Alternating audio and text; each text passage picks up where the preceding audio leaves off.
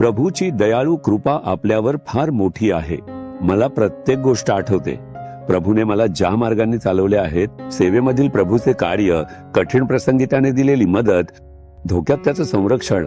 जर मी या सर्व गोष्टी एक एक करून आठवू लागलो तर मला आश्चर्य वाटेल, मी हे सर्व कसे पार केले? या सर्व गोष्टींमध्ये मी एवढी मोठी सेवा कशी करू शकलो? यामागे एकच कारण आहे आणि ते म्हणजे देवाची दयाळू कृपा. हे माझ्या पात्रतेमुळे नाही किंवा माझ्या पवित्रतेमुळेही नाही, हे माझ्या धार्मिकतेमुळे नाही, तर देवाच्या कृपेने आहे. तुमच्या आयुष्यातही फक्त मागे वळून पहा. हे सर्व मी माझ्या ताकदीनं केलं का? हे सर्व माझ्यामुळे घडलं का? नाही, हे देवाच्या कृपेनेच आहे.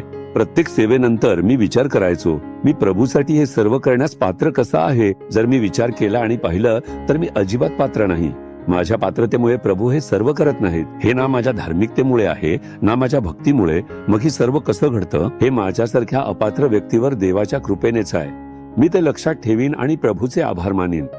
संपूर्ण व्हिडिओ पाहण्यासाठी Jesus redeems Marathi YouTube channel पहा.